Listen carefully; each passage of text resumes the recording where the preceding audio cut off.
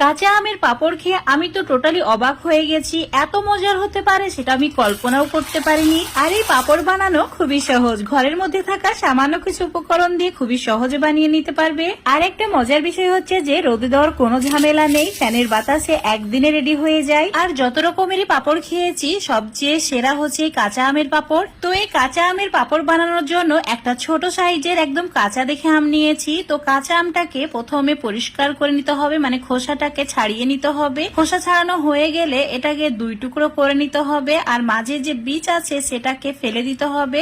আর এরই সঙ্গে আমের যে শক্ত অংশ আছে সেটাও কেটে বাদ দিতে হবে। তারপর ছোট ছোট টুকরো করে নিতে হবে। এবার একটা কাপের মাপ করে 1 কাপ সাবুদানা নিতে হবে, আর এই সাবুদানা জলের মধ্যে দিয়ে ভিজিয়ে রেখে দিতে হবে 10 মিনিটের জন্য। ততক্ষণে যে আমের টুকরোগুলো করে রেখেছি সেগুলোকে সেদ্ধ করে নিতে হবে।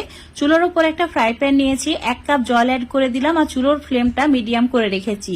জল ফুটতে শুরু করলে অ্যাড করে দিতে হবে কেটে রাখা আম। তারপর 5 মিনিট অনবরত নাড়াচাড়া করে রান্না করে নিতে হবে।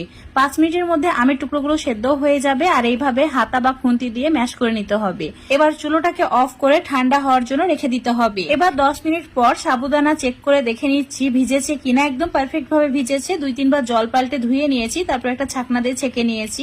এখন মিক্সচার জারে সাবুদানাটা নিয়ে নিতে হবে, তার সঙ্গে অ্যাড করে দিতে হবে 1 কাপ, মানে সেই কাপের মাপ করে 1 কাপ জল। একদম মসৃণ করে একটা পেস্ট বানিয়ে নিতে হবে। আর এই পেস্টটা এখন যে আমের মিশ্রণ রেডি করে রেখেছিলাম সেটাও খুব ভালোভাবে ঠান্ডা হয়ে গেছে, তার মধ্যে অ্যাড করে দিতে হবে। মানে সাবুদানার পেস্টটাই আমের মিশ্রণের মধ্যে অ্যাড করে দিয়ে ভালো করে মিশিয়ে নিতে হবে। এবার এর মধ্যে জল অ্যাড করতে হবে। তো যে কাপের মাপ করে সাবুদানা নিয়েছি ঠিক সেই কাপের মাপ করে 8 কাপ জল অ্যাড করতে হবে। এখানে 7 কাপ জল অ্যাড করেছি, আর আগে সাবুদানা পেস্ট করার সময় 1 কাপ জল অ্যাড করেছি। মানে এখানে টোটালে 8 কাপ জল অ্যাড করা হয়েছে। 1 চিমটি নুন দিয়ে দিতে হবে, তারপর ভালো করে সমস্ত কিছু মিশিয়ে নিতে হবে। মেশানো হয়ে গেলে মিশ্রণটা চুলোর উপর রেখে দিতে হবে মিডিয়াম ফ্লেমে। আর মিডিয়াম ফ্লেমে রেখে দিয়ে অনবরত নাড়াচাড়া করতে হবে, তা না হলে কড়াইয়ের নিচে লেগে যাবে আর মিশ্রণটা একদমই পারফেক্ট হবে না। তো অনবরত নাড়াচাড়া করে এখন তোমাদের আমি 10 মিনিট পর দেখাচ্ছি। দেখতেই পাচ্ছ এটা অনেক বেশি ঘন হয়ে গেছে। তো এইভাবে আরো 10 মিনিট মতো রান্না করে নিতে হবে। এখন টোটালে তোমাদের আমি 20 মিনিট পর দেখাচ্ছি।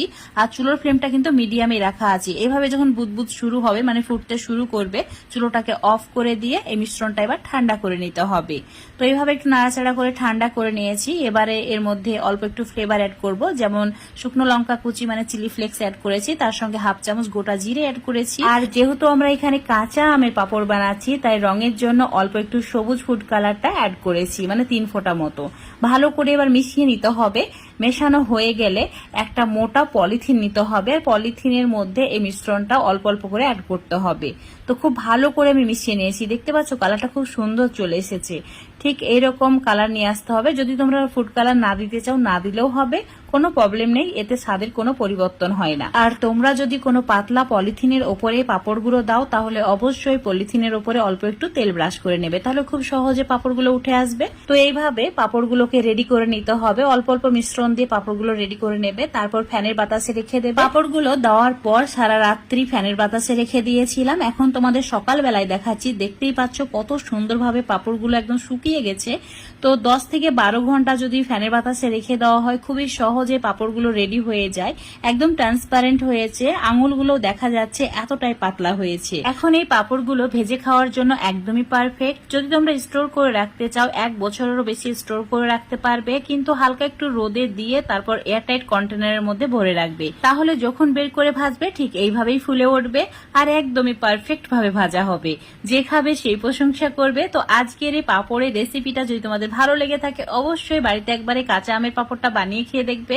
সত্যি বন্ধুরা, একবার খাওয়ার পর তোমরা প্রত্যেক সিজনে বানিয়ে রাখবেই। তো আজকের রেসিপি ভালো লাগলে লাইক শেয়ার কমেন্ট করে দেবে। ফেসবুক পেজ থেকে দেখলে পেজটাকে ফলো করে নেবে, ইউটিউব থেকে দেখলে চ্যানেলটাকে সাবস্ক্রাইব করে রাখবে আরো এরকম রেসিপিগুলো পাওয়ার জন্য।